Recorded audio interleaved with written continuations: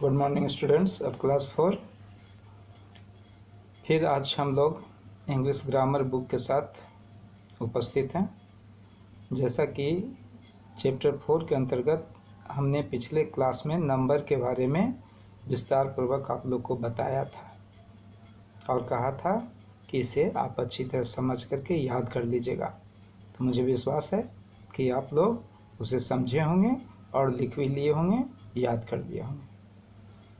उसी के अंतर्गत अब हम आगे बढ़ते हैं, जिसमें हालांकि काउंटेबल और अनकाउंटेबल के बारे में हमने बताया था नाउन के अंतर्गत, लेकिन इस चैप्टर में भी थोड़ी सी चर्चा की गई है। तो आइए उसके बारे में भी हम लोग जान लेते हैं। काउंटेबल्स वो सारे नाउन्स आते हैं जिनकी हम गिनती कर सकते हैं, उन्हें काउंटेबल्स के अंतर्गत करते हैं। जैसे कह सकते हैं book, pen, man, boy, chair, fan, ये सारे के सारे काउंटेबल्स के अंतर्गत आते हैं। और जिसकी गिनती नहीं किया जा सकता है, वैसे नाउन जिसको हम नहीं गिन सकते हैं, उसको अनकाउंटेबल के अंतर्गत रखा जा सकता है। जैसे water, milk, oil, rice, wheat etcetera. तो काउंटेबल और अनकाउंटेबल्स की ये बात हो गई। अब इसके आगे इस चैप्टर में एक टॉपिक और पढ़ना है, जेंडर। तो उसके बारे में जान लीजिए। There are 4 types of gender in English grammar, namely masculine gender, feminine gender, common gender and neutral gender. तो अब इन चारों के बारे में हम लोग एक एक करके जाने, पढ़ें और समझें। तो सबसे पहले आइए मास्कुलिन जेंडर। तो the noun or pronoun which refers to a male is said to be in masculine gender। कहता है वैसा नाउन या प्रोनाउन जिससे किसी पुरुष जाति के बोध होता हो, तो उसको हम मास्कुलिन जेंडर कहते हैं।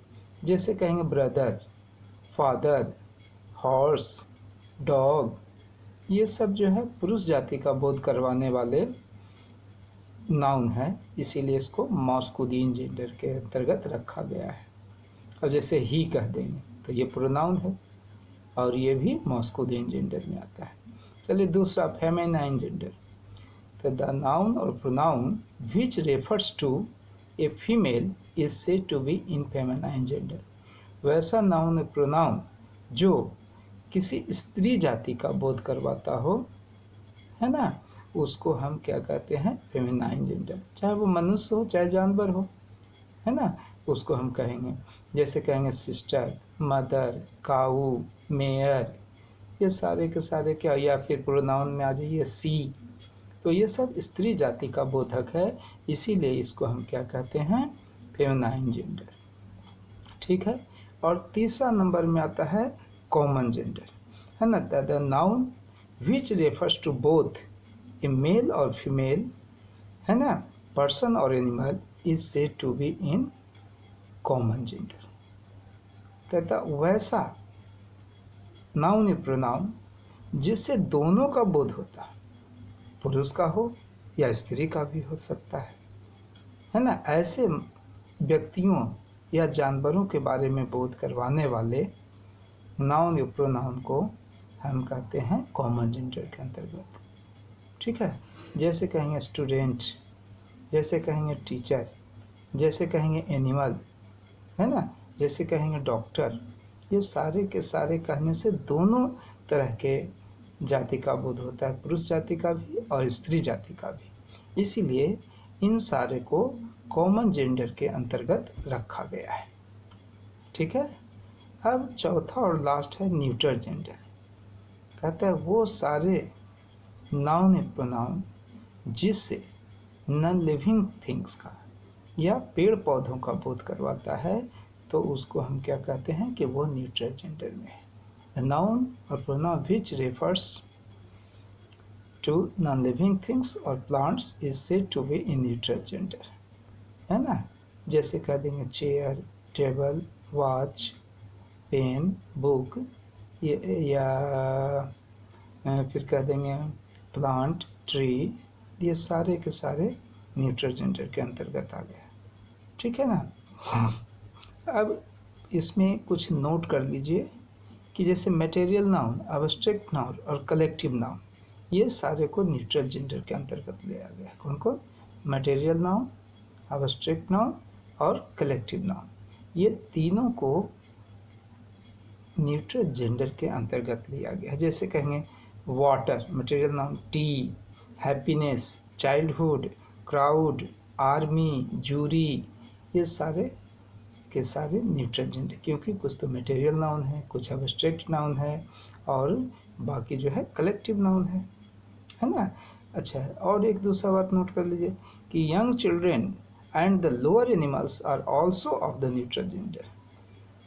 छोटे बच्चे या छोटे छोटे जानवरों को, कीड़े मकोड़े को भी न्यूट्रल जेंडर में लिया जाता है। जैसे कहेंगे बेबी, तो बेबी बच्चा भी, लड़का भी हो सकता है, लड़की भी हो सकती है ना। एंट, चींटी,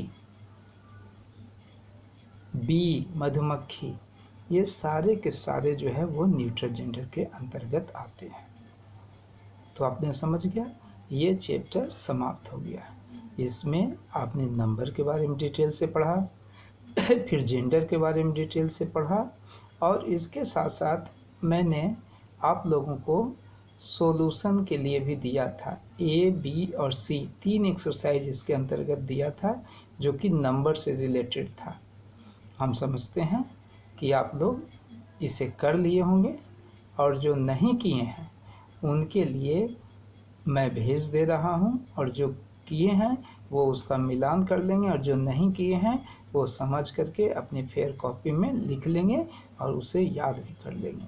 तो बच्चों, ये चैप्टर समाप्त हो गया, और फिर ये मिलान करने के बाद ए, बी और सी एक्सरसाइज, उसके बाद जो रिमेनिंग है वो मैं आपको होमवर्क के रूप में दे रहा हूँ, जिसे मैं अपने अगले क्लास में मिलवाऊँगा और बनवाऊँगा। आप उसे अगले क्लास में नोट कर सकते हैं। तो बेहतर यही रहेगा कि हम आपको इसका सॉल्यूशन बुक का में करके और उसका फ़ोटो निकाल करके आपको भेज दूं, तथा बाकी का जो remaining exercise related to gender and countable and uncountable, वो मैं आपको पोस्ट कर दे रहा हूँ, भेज दे रहा हूँ।